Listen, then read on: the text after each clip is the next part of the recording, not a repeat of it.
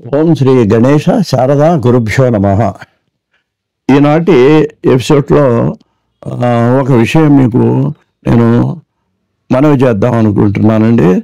అదేంటంటేనండి, ఒక సామెత అండి. అది ఏమిటి ఆ సామెత అంటే, మనం లోకంలో వాడుతుంటామండి. అంటే దీన్ని లోతుగా దీని గురించి ఎవరు పెద్ద పట్టించుకోరు అసలు. ఏంటి ఆ సామెత అంటే, దండం దశగుణం భవేత్. దండం అంటే ఏంటి? కర్ర. ఆ కర్ర పుచ్చుకొని ఏదైనా పిల్లాడు అల్లరి చేస్తున్నాడు అనుకో, రే ఎయిరా రెండు తగిలిస్తున్న వాడికి అని అప్పుడు పెద్దవాళ్ళు ఈ సామెత, ఆ సామెత ఏంటో వాళ్ళకి తెలియదు. ఒక ఊత పదం కింద మనం లోకంలో ప్రచారం అయింది. అది ఏంటి? దండం. దండం అంటే కర్రతో ఒకటి తగిలిస్తే దశగుణం భవేత్, 10 రకాల లాభాలు ఉన్నాయి. మనం ఏమనుకుంటామంటే 10 రకాల లాభాలు ఉన్నాయని అనుకుంటున్నాం. ఆ లాభాలు ఉన్నవి ఏమిటో ఏంటో ఇవాళ మీకు నేను వివరించడానికి ఈ ఎపిసోడ్లో ప్రయత్నం చేస్తాను. ఇది ఒక సామెత. ఈ సామెతగా ప్రచారం ఉన్నా చాలామందికి ఎవడన్నా అడిగి ఆ దశగుణాలు ఏమిటి చెప్పండి, ఏమో మనకు తెలియదు.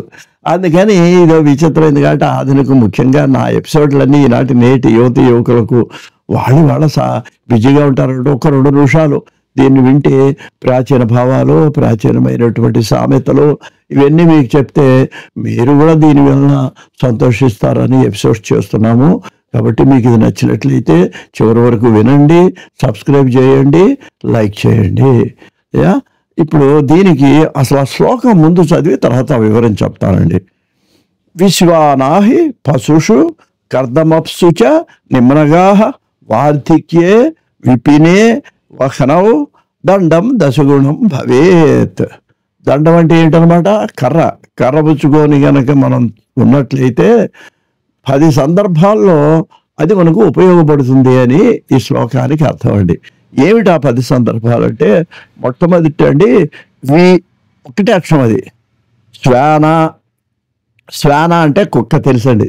సంస్కృతంలో శ్వానము అంటే కుక్క. వి అంటే ఏంటంటే పక్షి. సంస్కృతంలో వి అంటే పక్షి అండి. శ్వాన అంటే కుక్క. అంటే ఏంటి? పక్షులు గుంపుగా ఉన్నాయి, మనం మాట్లాడితే మన మీదకి వచ్చేస్తున్నది. ఏదో పక్షో కాకో ఏదో చెరగగా అరుస్తున్నది వచ్చి కర్రతో హెష్ అని చెప్పి ఇట్లా అన్నాం అనుకోండి, కొట్టక్కల్లా దాన్ని అదిరిస్తే చాలు అది దూరంగా పారిపోతుంది. అలాగే కుక్క మన వెనకాల పడింది.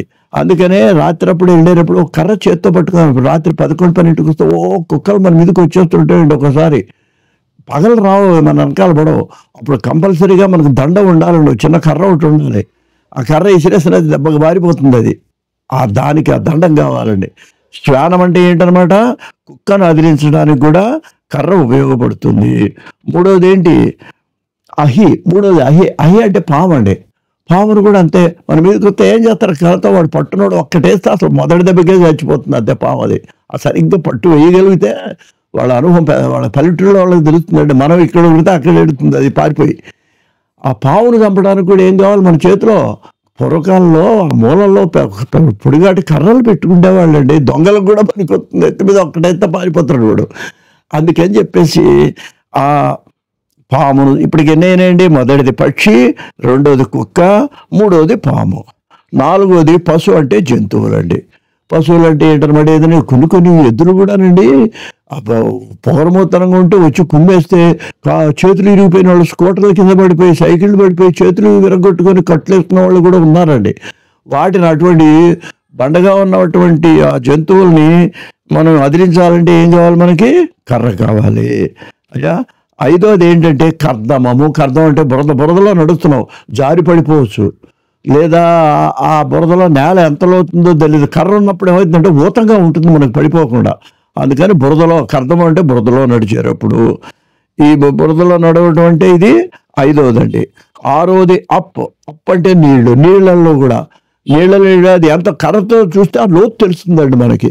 అందువలన బురదలో నడిచేటప్పుడు, నీళ్ళల్లో నడిచేటప్పుడు ఎక్కువ లోతుంటే ఆ పక్క నుంచి వెళ్ళాలి మనం.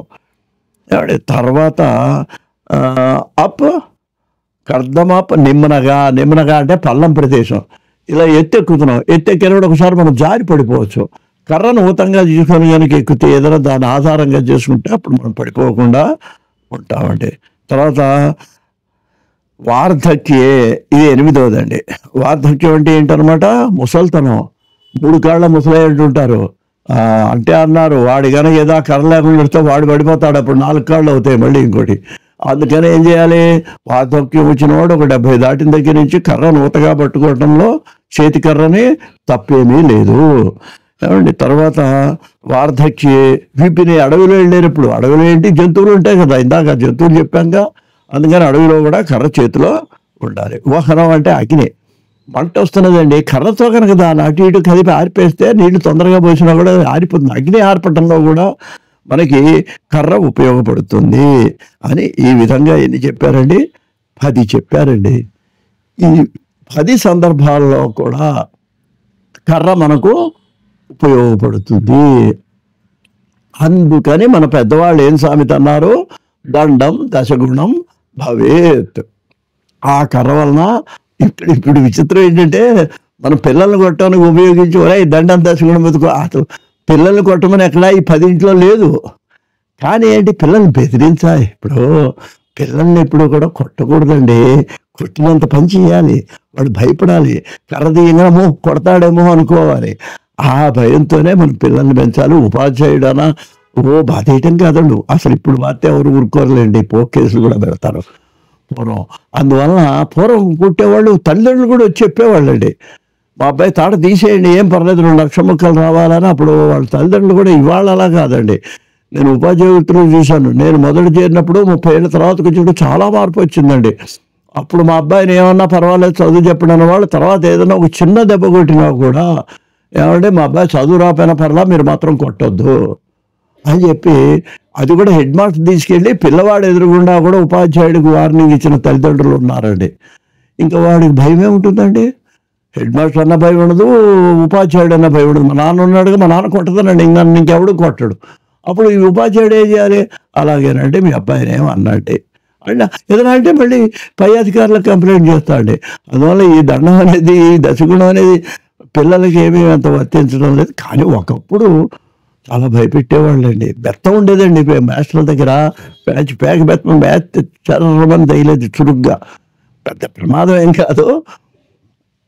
అలాగా ఉండే పరిస్థితి ఒకప్పుడు ఉండేది. కాబట్టి ఆ సామెత కోసం ఇవాళ నేను చెప్పి ఒకసారి మళ్ళీ శ్లోకం చూస్తున్నాను. విశ్వారాహి పశుషు కర్దమప్సుచ నిమ్రగా వార్ధక్యే, ముసల్తనంలో విపినే, అడవిలో ఉహ్నవ్ అగ్నియందు దండం దశగుణం భవేత్. స్వస్తి.